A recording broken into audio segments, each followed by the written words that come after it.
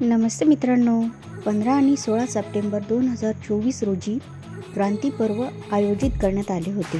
हे पर्व 4 सत्रात विभाजित करण्यात आले. तर मित्रांनो, चला पाहूया या सत्रामध्ये नेमके काय घडले ते.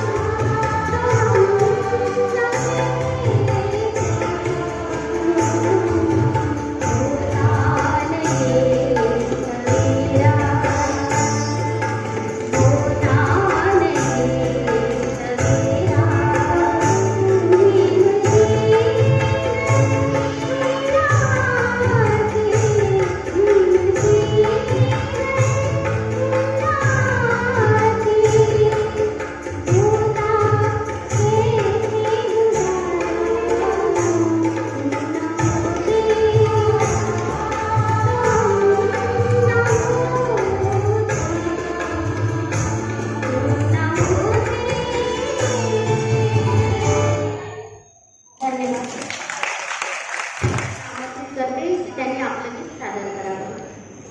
गीताचे बोल आहेत: माझ्या घरात भीम, माझ्या दारात भीम, माझ्या उरात जय भीम आरती. माझ्या घरात भीम, माझ्या दारात भीम, माझ्या घरात भीम, माझ्या दारात भीम, माझ्या मनात जय भीम आहे. माझ्या घरात भीम, माझ्या दारात भीम, माझ्या मनात जय भीम आहे.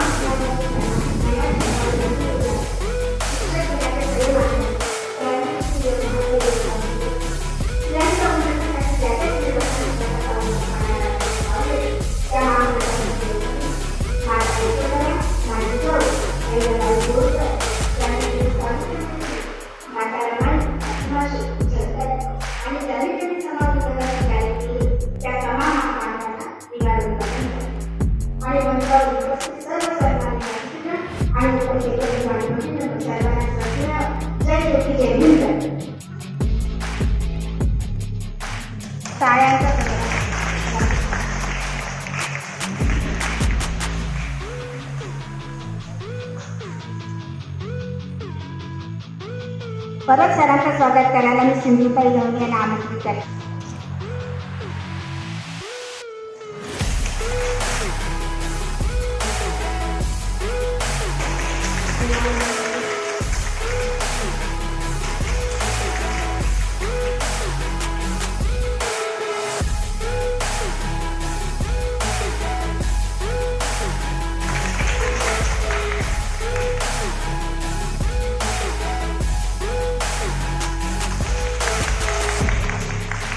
थोडी सुरू झालेली आहे. आपल्या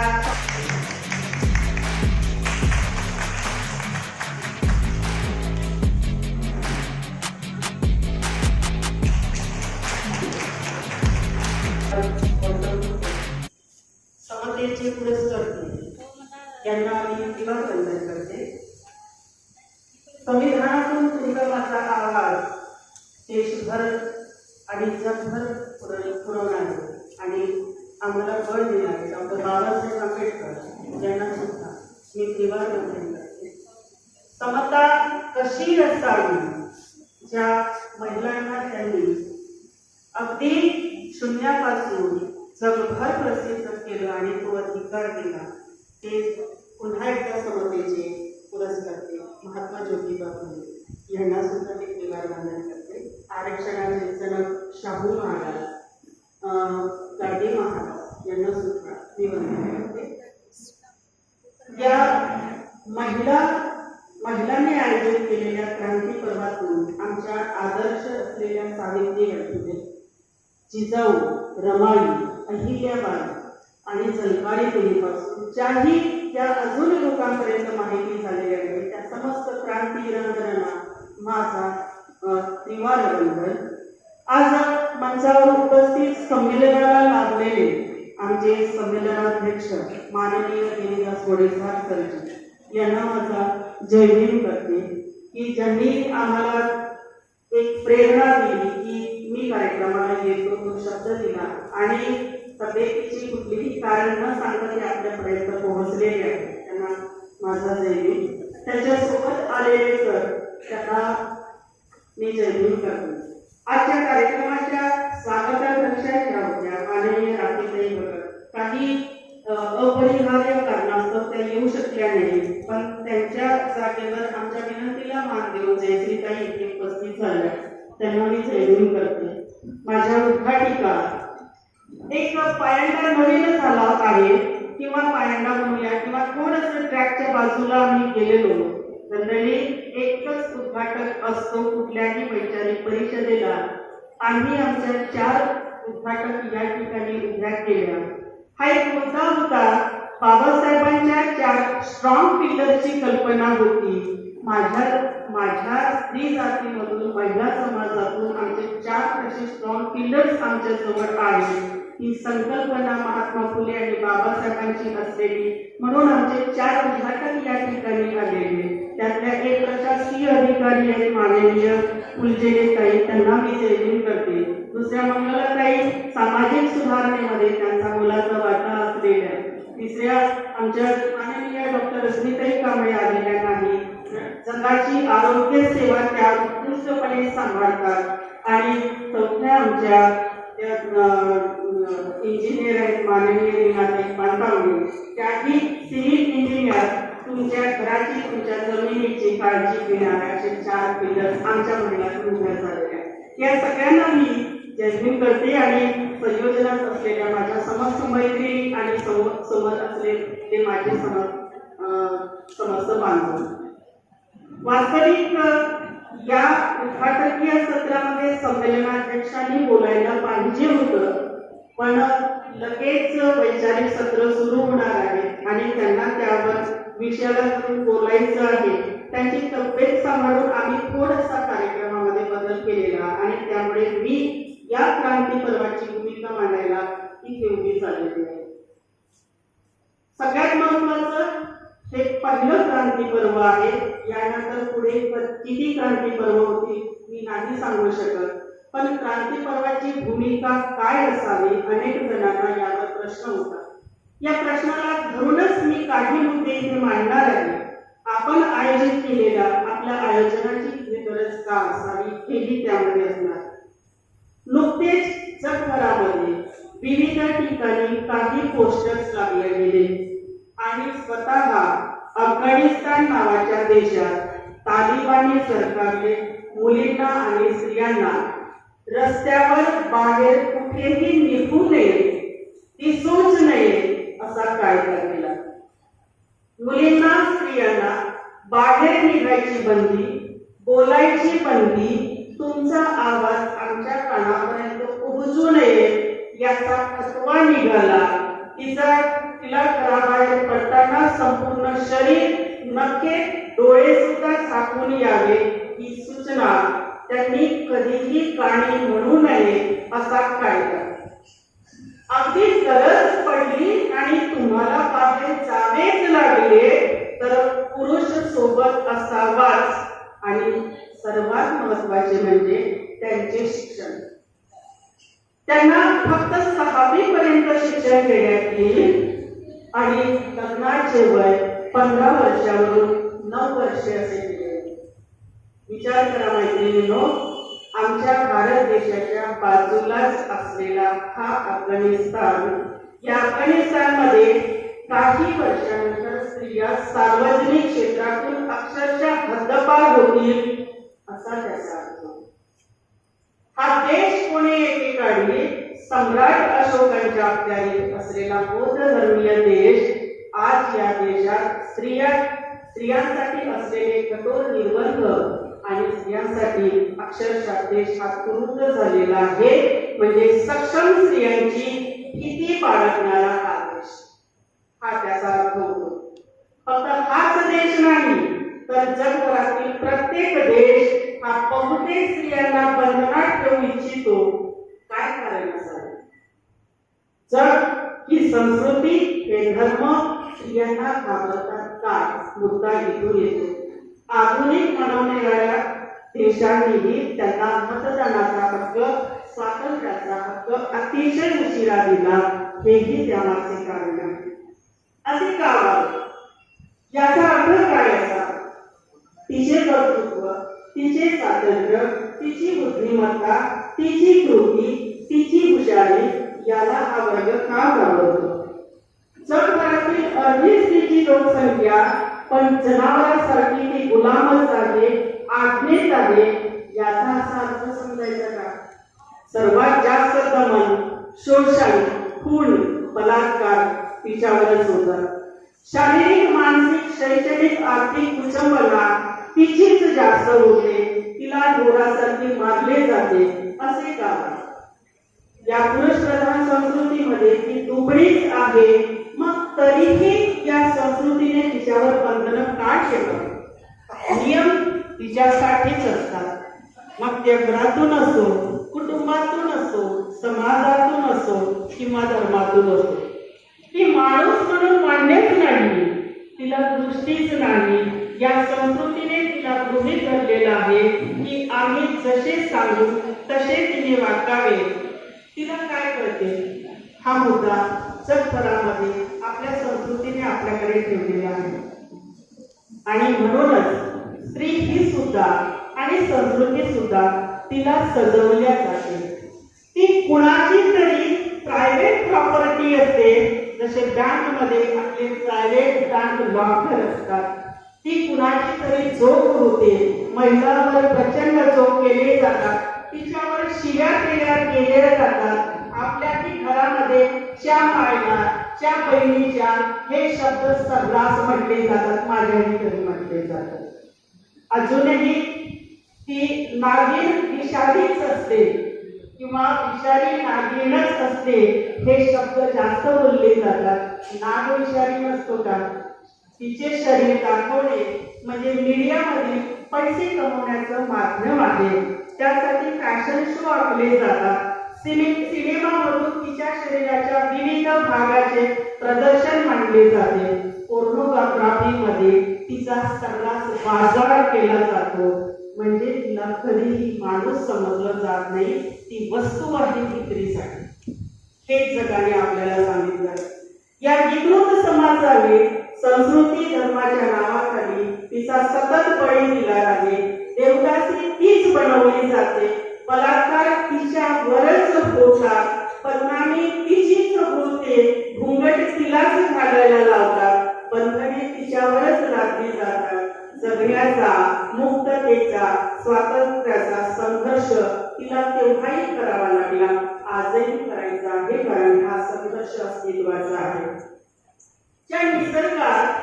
या निसर्गात एकमेव माणूस असलेली ही स्त्री एक अशीच आहे जिला सतत कपड्यात गुंडाळून ठेवली जाते. निसर्गामध्ये एकही जनावर, कुत्रा, मांजर, गाई, म्हशी, किडी, माकोडे यांना झाकलं जात नाही, कारण त्यांच्यावर ती कृतीची संस्कृती अजून आलेली नाही, फक्त या स्त्री जातीवर आलेली आहे. हाही विचार करण्याचा मुद्दा आहे. महात्मा फुलेंनी जेव्हा सावित्रीबाईला शिक्षण दिले, त्या काळाचा तो एक महान द्रष्टा, ज्याने सावित्रीबाईला शिक्षण देताना एक वाक्य नेहमी सांगितलेलं आहे की ही स्त्री पुरुषापेक्षाही श्रेष्ठ आहे. मी त्यांची शतशः ऋणी आहे, ज्यामुळे आज अभिमानाने माणूस म्हणून मी इथे उभी आहे.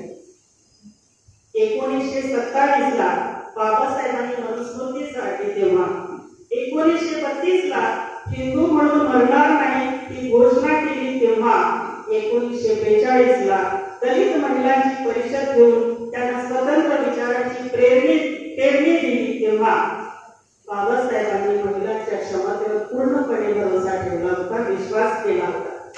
तोच धागा हे क्रांती पर्व 2024 घेऊन आहे. हा विश्वास आमच्यावर आहे. महिला फक्त सुंदर चटण्यावर स्वयंपाक बनवण्यासाठी नाही, सुंदर दिसण्यासाठीही नाही, तर देशात येणाऱ्या प्रत्येक प्रसंगाच्या त्या साक्षीदार आहेत, त्या पहारेकरी आहेत, हे सांगण्यासाठी हे क्रांती पर्व आहे. आज उद्घाटिका म्हणून या परंपरेला चेत देऊन जेव्हा माझ्या 4 मुलींनी या क्रांती पर्वात आलेली आहेत, ह्या त्याची पावती आहे, ह्या पिल्लच आहेत या विचारधारेच्या, जे बाबासाहेबांच्या विचारधारेमध्ये सशक्त भूमिका बजावतात. या शासकीय अधिकारीपासून सामाजिक कार्यकर्त्यापर्यंत आरोग्याची जबाबदारी, शिक्षणाची जबाबदारी, देशाची जबाबदारी त्या सांभाळतात. या क्रांती पर्वात महिलांनीच विषय ठरवलेले, म्हणजे आम्ही आमच्या देशात भवितव्याचे, पुढच्या पिढीचे भविष्य, देशाचे भविष्य घडवू शकतो, हा विचार त्या करतात. जे अपेक्षित होते महात्मा फुलेंना, जे अपेक्षित होते बाबासाहेबांना, देशाचे तुकडे कोण करतो, जातीत माणसं कशी विभागली जातात आणि अजूनही धर्म जातीच्या राजकारणाला देशाच्या सर्वांगीण विकास हा कसा नष्ट करतो, या पातळीवर आज आमच्या महिला विचार करू लागल्यात आणि हे संकट कसे दूर होईल याचा अभ्यास सर्वांनी करावा, यासाठी हे क्रांती पर्व उभे राहिलेले आहे. स्त्रियांच्या मानगुटीवर सगळेच देव बसलेले आहेत. सगळ्या धर्माचं ओझं स्त्रियांच्या मानगुटीवर आहे. बुवा बाबांचे कारनामे सुद्धा त्यांच्याच पाठीमागे आहेत. त्यामुळे मरतात त्याच, चेंबरतात त्याच, बलात्कार त्यांचीच होतात, पुन्हा गर्दीने गोळा होतात त्याच. 100-200 रुपयाच्या लालचीने एक वेळची सांज भागवण्यासाठी राजकीय सभेला गर्दी करणाऱ्या त्याच, संविधानाने दिलेल्या राखीव महिला पदावरून निवडून येऊनही पक्षश्रेष्ठीची निष्ठा बाळगणाऱ्या, अतिशय प्रामाणिक गुलाम असणाऱ्या त्याच.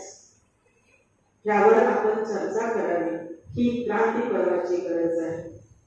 अब अपनी ही लाठी और अपनी ही भेस आपलीच असली पाहिजे, हा विचार क्रांती पर्वाचा आजही आम्हाला गृहीतच का धरलं जातं. या देशात नवीन शिक्षण प्रणाली लागू झाली, एकाही संसदेतील महिलेने त्यावर भाष्य केले नाही, कारण त्यांना त्याचा अभ्यासच नाही. त्यावर आपल्याला आज अभ्यासाची गरज आहे, महिलांनाच नाही तर सर्वांना, कारण आमच्या देशाचा पाया शिक्षण आहे. सरकार काय करते आम्हाला माहिती पाहिजे, त्यासाठी क्रांती पर्व आहे.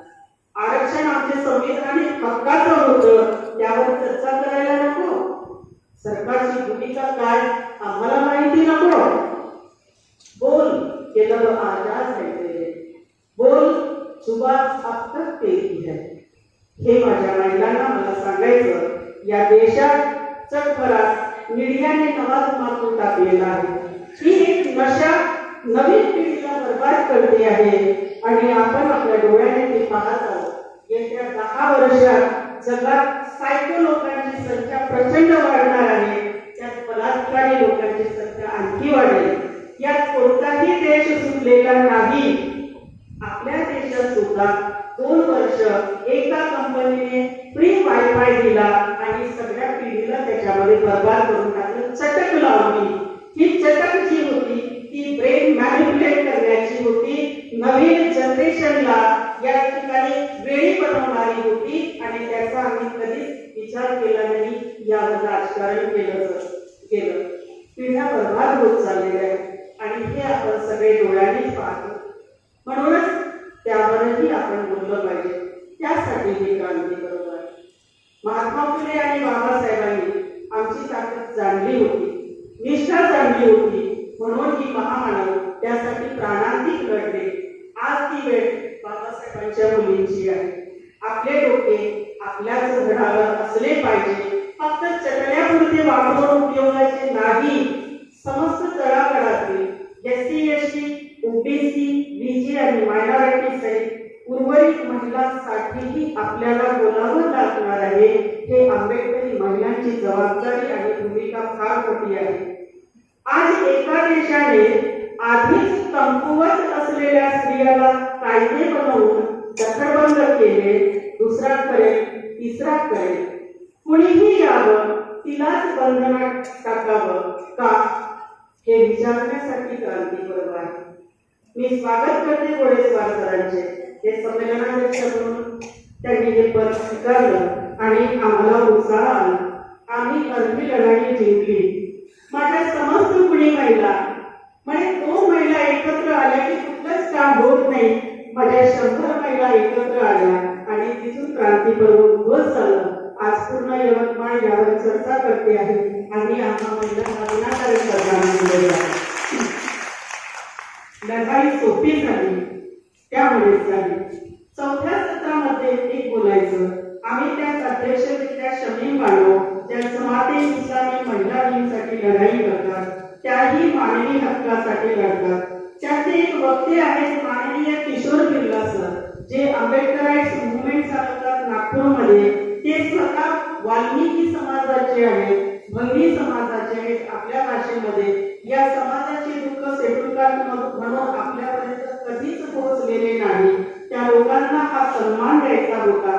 या मनोगतामध्ये एक मुलगी आहे डॉक्टर रितू खरे. तीही वाल्मिकी समाजाची मुलगी, विदर्भातली पहिली भंगी समाजाची मुलगी, PhD झालेली. तिला लग्नासाठी वर मिळत नाही कारण तिच्या समाजामध्ये तेवढा शिकलेला मुलगा नव्हता. म्हणून कमी शिकलेल्या मुलासाठी तिला लग्न करावं लागलं. आजही ती नोकरीसाठी बनबन फिरते. त्या समाजाच्या वेदना काय असतील त्याही आपल्यापर्यंत पोहोचाव्या. त्याच्यानंतर तिथे पारधी समाजाची शाळा चालवणारे माननीय मतीन भोसले सर आहेत.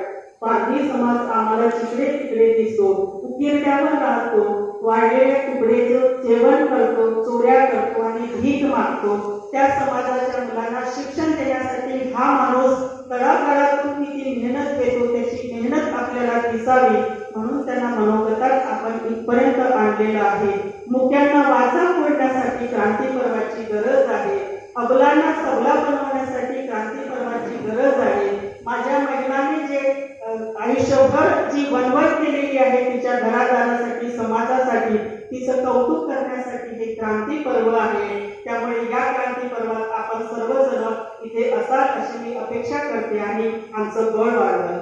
एक कविता शेवटची बोलते. ही कविता होती महादेवी वर्मा यांची.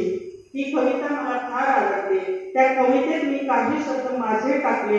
सुरुवातीला त्यांचे म्हणते आणि नंतर मी सांगते कारण वैचारिक सत्र लगेच सुरू होणार आहे. त्या म्हणतात, मैं हैरान हूँ यह सोचकर किसी औरत ने क्यों नहीं उठाई उंगली तुलसीदास पर. मैं हैरान हूँ यह सोचकर किसी औरत ने क्यों नहीं उठाई उंगली तुलसीदास पर. जिसने कहा ढोल गंवार पशु शूद्र नारी सब ताड़न के अधिकारी। मैं हैरान हूँ किसी औरत ने क्यों नहीं जलाई मनुस्मृति जिसने पहनाई उन्हें गुलामी की बेड़ियां। किसी औरत ने क्यों नहीं धिक्कारा उस राम को जिसने गर्भवती पत्नी सीता को परीक्षा के बाद भी निकाल दिया घर से बाहर धक्के मारकर। मैं हैरान हूँ यह सोचकर किसी औरत ने लानत नहीं भेजी उन सबको जिन्होंने औरत को समझकर वस्तु लगा दिया था गांव पर। होता रहा नपुंसक योद्धाओं के बीच समूची औरत जाति का चीरहरण महाभारत में। आज भी मैं हैरान हूँ यह देखकर कि महामहिम के पद पर बैठी है मेरी माँ। एक शब्द माझे है। आज भी मैं हैरान हूँ यह देखकर कि महामहिम के पद पर बैठी है मेरी माँ। क्यों अंधी बन जाती है उस वक्त रुद्राष्ट्र की तरह जब मणिपुर की इज्जत सरेआम उजाड़ी जाती है। क्यों अंधी बन जाती है रुद्राष्ट्र की तरह जब मणिपुर की इज्जत उछाली जाती है सरेआम और जंतर मंतर की लड़कियों को घसीटा जाता है चौराहे पर और बिल्किस बानो गुहार लगाती है मुझे न्याय दो न्याय दो। मेरी महामहिम कुछ नहीं बोल पाती जबकि संविधान से मिली सत्ता की ताकत औरत जाति की गरिमा को ढूंढने को मजबूर होती है और देखती है आपकी तरफ कि माँ कब आवाज निकालेगी। मैं हैरान हूँ मैं आज भी हैरान हूँ यह सोचकर और कितनी बार खिलौना बनोगे इस पाखड़ का। ये वाक्य है महामहिम राष्ट्रपति जी अन्ना। मैं हैरान हूँ यह सोचकर कि और कितनी बार खिलौना बनोगे इस पाखंड का जबकि संविधान ने आपको पार्लियामेंट में ला बिठाया है और आप मनुस्मृति को फिर से सर पे बिठाकर उसी काम में ले गई जहाँ फिर से ढोल ढोल गवार पशु शूद्र और नारी सब ताड़न के अधिकारी। मैं हैरान हूँ महामहिम आप ये क्या कर रही है। क्रांती पर्व प्रश्न विचारण्यासाठीच आहे। आम्ही राष्ट्रपतींना सुद्धा प्रश्न विचारू शकतो। तुम्ही त्या खुर्चीवर बसलेले आहे तुम्ही काय करता। क्रांती पर्व त्यासाठीच आहे। जय ज्योती जय हिंद।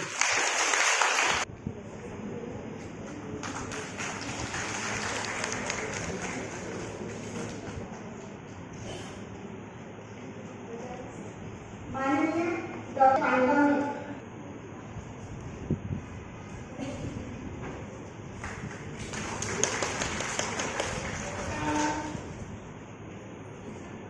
यानंतर माननीय मंगलाताई येणारे सामाजिक कार्य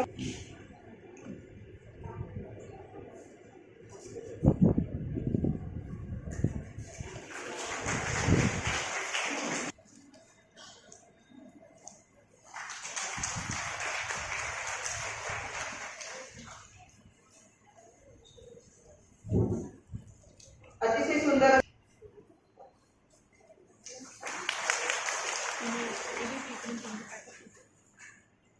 पुढील कार्यक्रम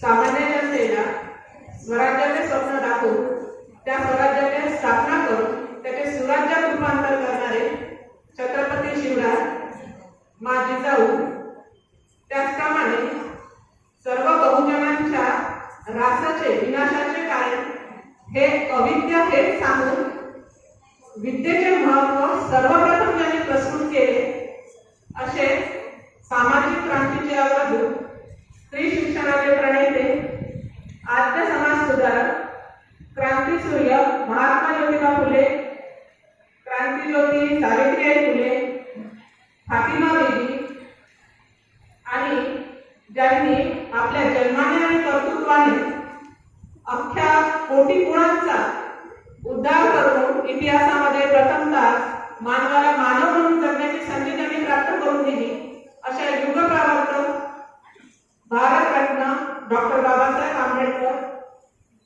रयतेचे राजे लोकराजे छत्रपती शाहू महाराज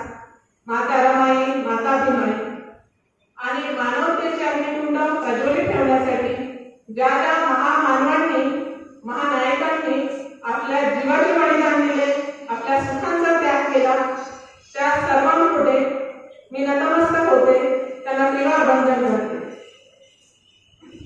आजच्या या आपल्या क्रांती पर्वाच्या जो पहिल्यांदाच हा कार्यक्रम इथे आयोजित करण्यात आलेला आहे, त्यांचे संमेलन अध्यक्ष म्हणून आपल्याला इथे लाभलेले माननीय श्री घोडेस्वार सर, त्याचप्रमाणे मंचावर उपस्थित माझ्या सर्व धम्मभगिनी आणि उपस्थित श्रोतृ वर्गामधील माझ्या बंधू भगिनी,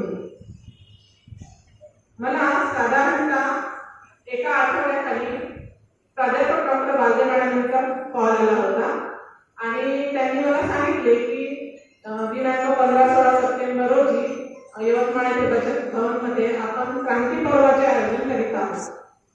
तर त्याचे उद्घाटन म्हणून तुम्ही येऊ शकता का? तर माझ्या मनातून लगेच होकार दिला.